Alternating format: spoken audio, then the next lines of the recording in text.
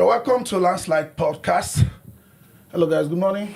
Good morning. Yeah, we'll be talking on exceptional qualities we find in His Excellency Mr. Peter Obis.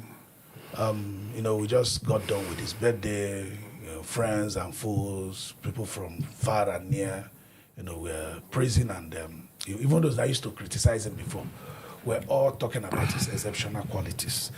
There are a lot of things we don't quite see among our people, not only those even in governance or those who are in occupying public positions.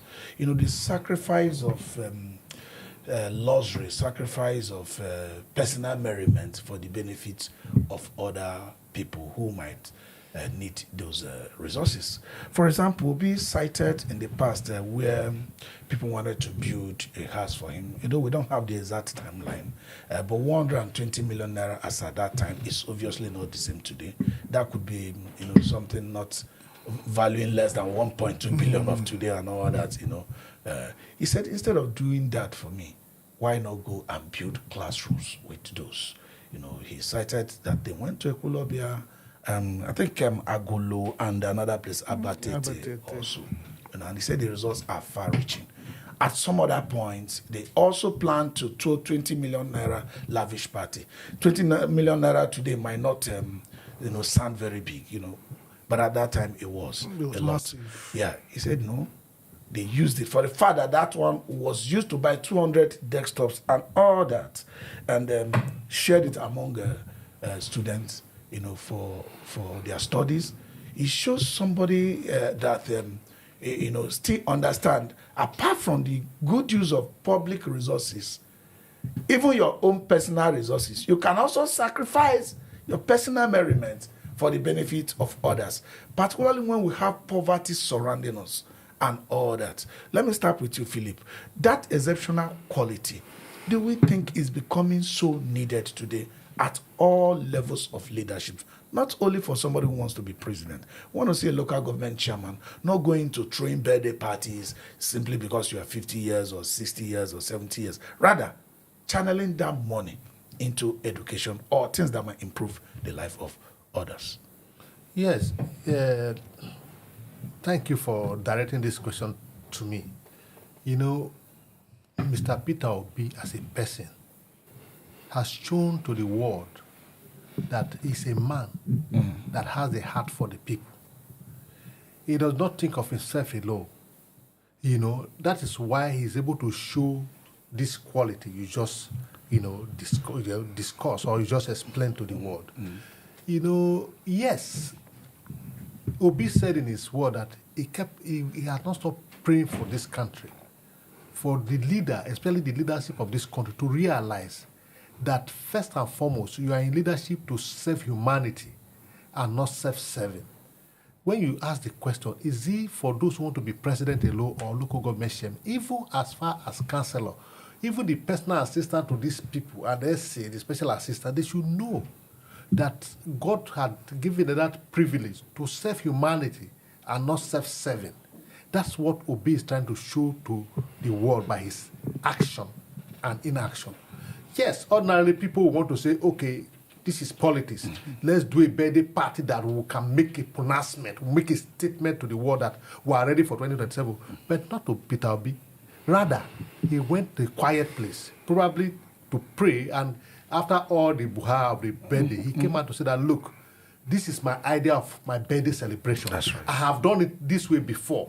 And if you must do it now, this is the way to go. If that, what Obis said that what the kind of birthday Nigeria should give to him is to give Nigerian good governance, to elect leaders who will not be self-serving, but who will put the interests of the masses first before their interests.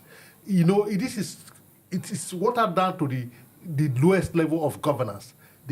For Nigeria to choose anybody, what Obis is telling us that if you will choose your councillor in your ward, choose those people who will go to the council and represent the interests of their locality and your interests and not their interests. If you will elect a local government chairman, look at the character that presents themselves for election and choose among the one that will not be self-serving. If you will elect a member of House of Assembly, look through their character and their past record, and elect those who will not use public money for for self merriment, like a minister driving a Bentley that he cannot afford with his salary. If you must elect a governor, especially at this point in time, a governor who has achieved in his private business, like an entrepreneur, somebody who have an understanding that government money is for the people and not your money. Somebody who will spend government money as if he's spending his money, not lavishing it, so that your state will enjoy good governance. All right. It's watered down to the Senate, to the House of Rep, and to the President. Okay, let me come to you. Nigerians today are beginning to think the way to make money is to either become a government worker or you become a politician. Ordinarily, it shouldn't be that way. The way to make money is actually to go do business. As a matter of fact, the primary motive of setting up any business is to make profits. That is the primary motive. So if you want to make money, you should go doing business. Then if you want to serve the nation, that's what they call it, serving the nation. You join the army, become civil servant, or you become a politician. But these people, because of their consumption pattern, because of what they crave, and when they now see government money, they want to subvert the use to their personal merriment, instead of even sacrificing their personal merriment for the benefit of all. What is propelling this? Is it our culture? Why is it that we have not been able to conquer this? But Obi is a Nigerian. He has shown some of these examples. How do we curb this, and what is in charge of this? You've asked questions, is it our culture? Yes. What is propelling it? Yeah, we, the masses, are part of the issues, or part of the problem. And again, it has become I'm sure the most lucrative business now in Nigeria is politics. You see people say properties, say lands, not to go and invest in any venture. But to do campaign. To go into police. To get people you can fund to do your bidding, at least get into their office. So until we do away with that culture, it will remain. And again, most times we don't ask questions. You know this man before he enters his public office. Suddenly he's living above his means. We are clapping for him. Somebody who drove a Rolls Royce the other day to an event. We are hailing him that after all he has been a governor for 8 years. Yes. Being a governor for 8 years doesn't mean that you should be wealthy. If you are using that money judiciously for the people you're meant to serve, where would you get that much money to do this? And Obi has shown consistency. I was listening to some people some few days ago when they are bashing him that he's just playing politics, going to give him money, just politics. But you look at it, he was a governor some 10, 15 years ago. And that is when he was at the peak of his powers. He could do that. And if he could do that then, that shows the character he possessed. And again, he said something that was striking for me. He said the level of suffering and deprivation in Nigeria, it makes one wonder why one indulge in so frivolity on itself. And through that draws me back to you, Okafor. You amazed us some few weeks ago at your birthday. You refused to. You said it's time for you. It's time for reflection.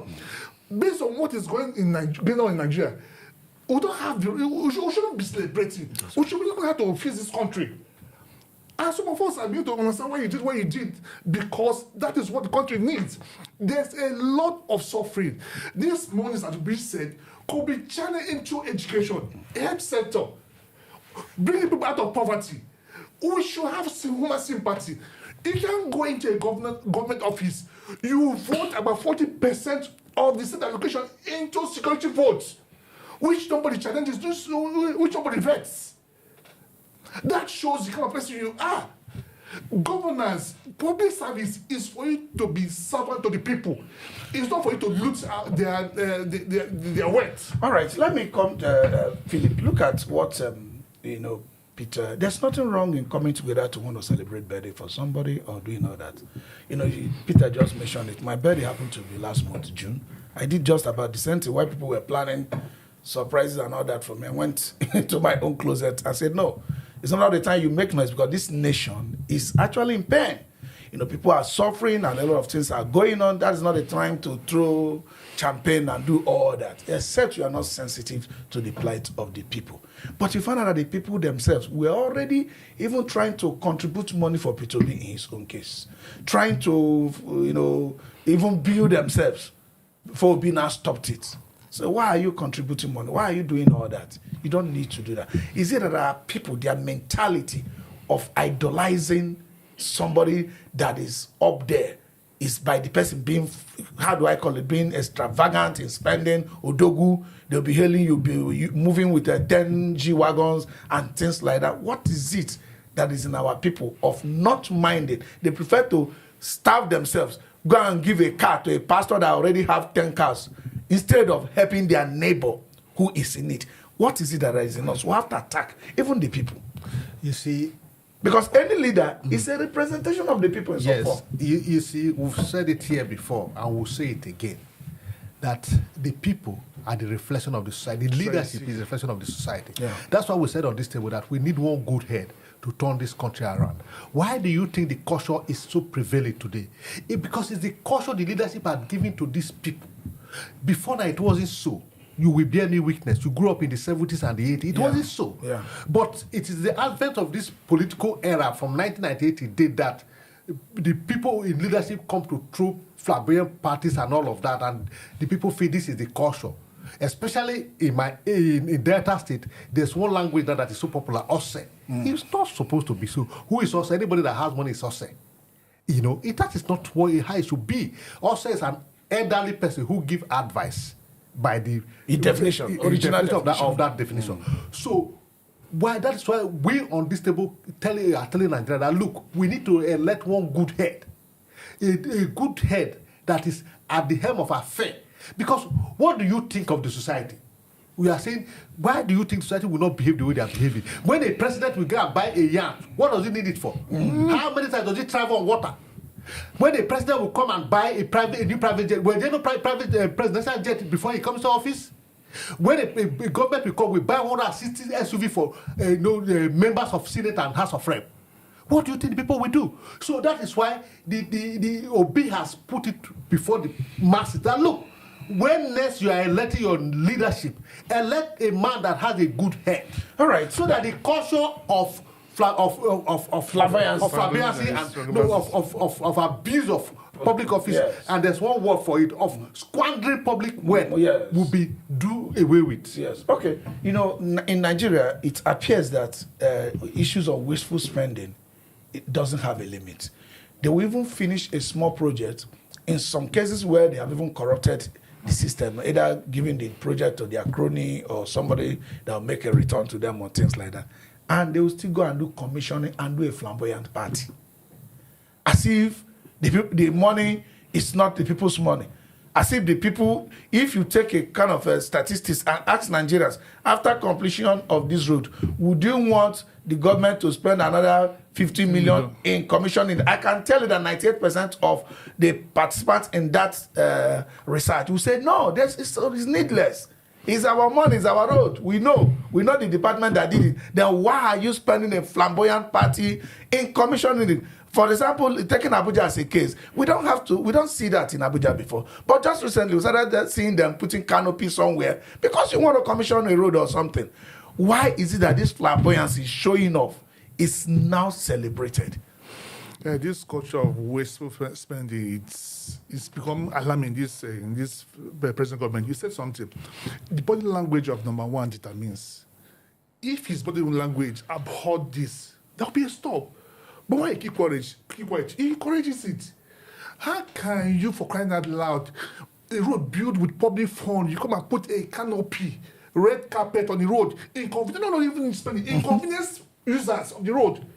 And then when this way home was done, people stop as far as stayed up the trek to the office, those that work in zone 2. Bringing the president out for what a department of Minister of Works can easily do. Votes money for the celebration.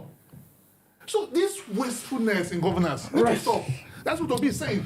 Unless somebody that is compassionate, somebody that has feelings for the people. But if he has feelings for the people, he will not waste his money on trivialities. All right, let me put this way, which culminates the statement from P2B. I think that culminates what we are saying. He said, I especially prayed for our beloved country, Nigeria, that God may touch the hearts of our leaders and awaken them in the realization that public funds are meant for the public good.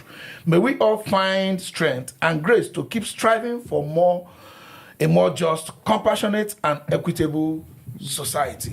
I think the balance here is for people that are controlling public funds to understand that that money doesn't belong to them. It's for public good. In addition, before you go, it's not only those who are occupying public offices. Yes. Those who are electing people to occupy public offices should not just elect people. They should look not the way they collect 10 naira, they will elect an Angberu. They should look at the character. So look before you leave. Before you leave. Right. So that when you elect the right person, you don't need to pray. The person know what to do. Right. But if you don't elect the right person, you will pray and you will not. And nothing will happen. But what if the party throws up those people? What will the party It's the only one party. That is why we have multi-party system. That's why we have multi-party. I think that's going to be our takeaway. Elect the right person. I'm not from Anambra State. Elect the right person so you don't have to pray. Otherwise, you will pray and nothing will happen. This is Tunis Insight. I will be right back.